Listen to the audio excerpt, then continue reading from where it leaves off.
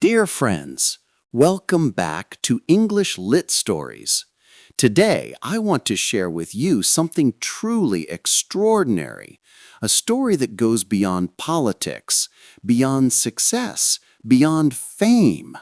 It's a story that speaks to the very soul of what it means to believe when no one else does, to rise when the world pushes you down, and to dream when everyone else chooses doubt. Have you ever wondered how one person, born far from privilege, far from power, could one day rise to lead one of the greatest cities on earth? How courage, faith, and a relentless will to serve could transform an ordinary life into an extraordinary legacy. He was not born with a silver spoon. He was not handed a destiny. He built it brick by brick through faith, humility, and tireless devotion to the people he loved to serve. He is a man who has seen both the light and the darkness of life. A man who grew up between cultures, between continents, between dreams and doubts, yet chose to build a bridge between them all.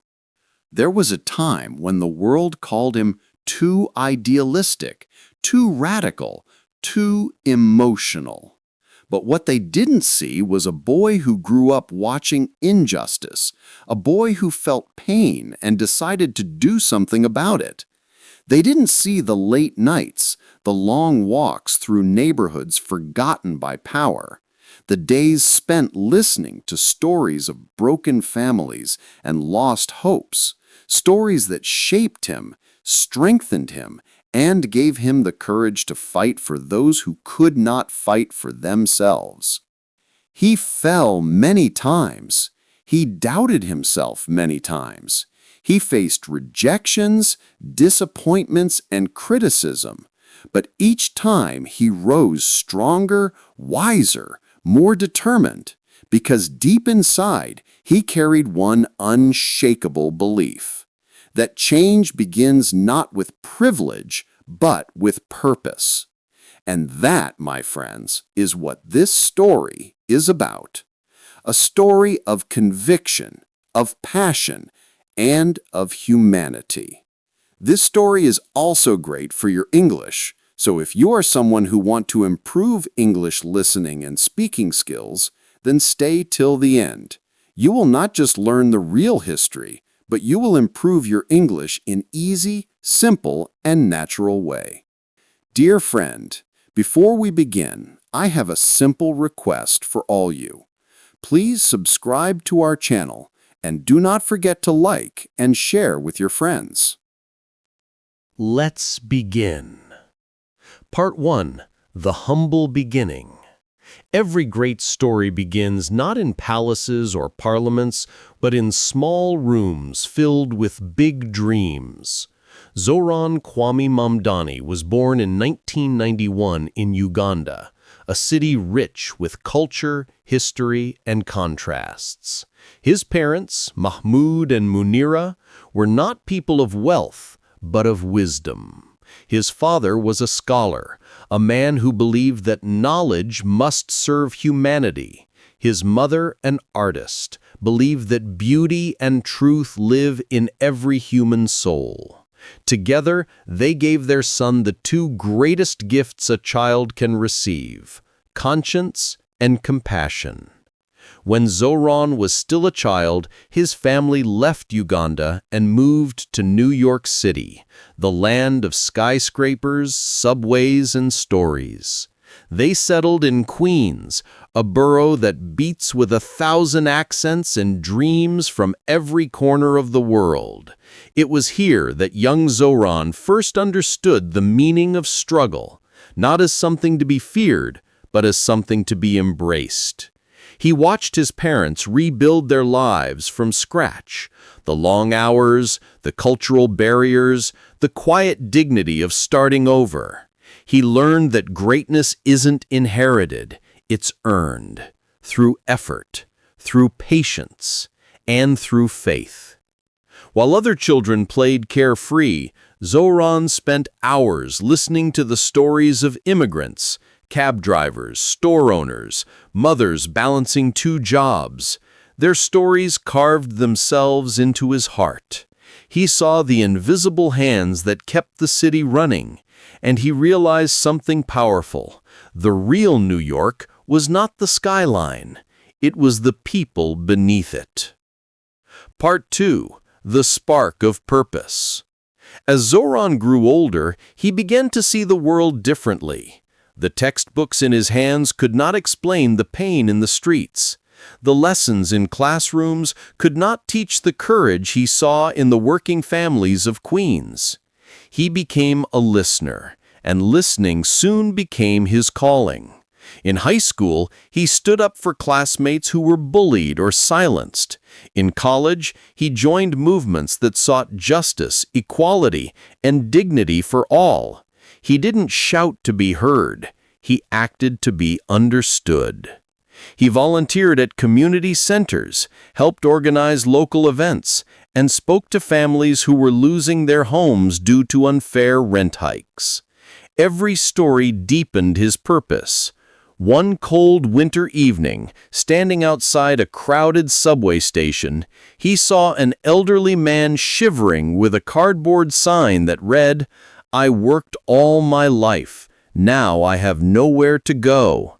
That night, Zohran didn't sleep. He realized that policies are not words, they are lives. And if one life can fall through the cracks, the system must change. From that day, he decided he would not just speak about the people, he would stand with them. Part 3. The Call to Action.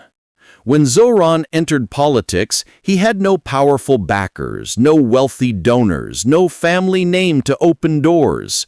All he had was a belief that ordinary people could achieve extraordinary things if given the chance. He began by organizing small campaigns. He met people in parks, on sidewalks, in small shops.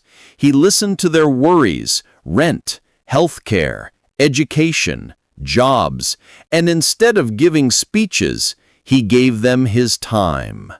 Many told him he was too young, too idealistic, but Zohran had learned that change never begins with permission. It begins with courage. His first political campaigns were full of obstacles, rejections, financial struggles, long nights of planning and walking door to door. Yet every no only fueled his fire. And slowly, something began to change. People started believing in him, not because he promised miracles, but because he listened, understood, and cared. Part 4. The Rise of a Leader. In 2020, Zohran Mamdani was elected to the New York State Assembly, representing the 36th District of Queens. It was a victory not just for him, but for every young person who had ever been told, "You don't belong."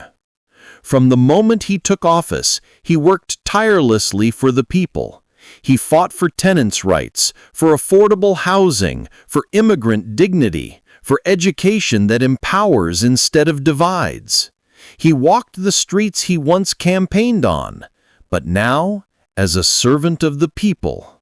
He never hid behind polished speeches. He met the people where they lived and listened as he always had. Slowly, his name began to echo far beyond Queens. Across New York, people started to see him as something rare, a politician with a heart. And when the time came for New York City to choose a new leader, someone who could unite the broken and restore faith in democracy, the people turned once again to the one who had never left their side. Part 5. The Mayor of New York City. The campaign for mayor was the toughest test of his life. The debates were fierce, the stakes were high, the challenges seemed endless. But Zohran had walked through fire before. He knew that leadership was not about ego, but empathy. He didn't promise perfection, he promised presence. He visited schools where children dreamed in many languages, hospitals where nurses worked through exhaustion, and shelters where people had lost everything but hope. He didn't just speak to the city, he listened to it. And when the election day came, history was made. The people chose one of their own. Zohran Mamdani, the immigrant son, the dreamer from Queens, the listener who became a leader, was elected mayor of New York City. That night, under the bright lights of Times Square, his voice carried through the city. This victory is not mine. It belongs to every hand that built this city, every dream that was once ignored, every voice that was once silenced. We rise together. Part 6. Building a City of Hope. As mayor, Zohran's first act was not a photo opportunity, it was a promise kept. He visited the same neighborhoods that had lifted him up. He launched programs for affordable housing, clean streets, and fair wages. He created mentorship programs for youth, ensuring every child, regardless of background, had a chance to rise. He transformed city schools into centers of opportunity, giving young people the power to think, speak, and lead. His leadership was not loud, it was luminous. It inspired others to act, to serve, to dream. Under his guidance, New York began to rediscover its heartbeat, not in skyscrapers, but in the shared spirit of its people. Part 7. The Legacy of Belief. Today, when people talk about Zohran Mamdani, they don't just talk about policies, they talk about principles. They talk about compassion that doesn't fade with success. They talk about courage that stands tall in criticism. They talk about faith, the quiet, unwavering belief that no matter how divided the world may seem, humanity will always find a way forward. He once said, "Change doesn't begin in power, it begins in the heart." If you can change one life, you've already changed the world. And that is the true lesson of his story, not the title he earned, but the truth he lived. Conclusion. A message to the dreamers. My dear friends, if there's one thing Zohran Mamdani's life teaches us, it's that no dream is too big and no struggle too small. He reminds us that faith is more powerful than fear, that service is the greatest form of success, and that even one person, standing with truth, can move a city, even a world. So as you listen to this story, ask yourself, what dream sleeps within you? What courage are you waiting to awaken? Because someday, someone will tell your story. And when they do, may it be the story of a believer, a fighter, a builder, just like Zohran Mamdani. Thank you for watching English Lit Stories, where every word has a heartbeat and every story inspires a new dream.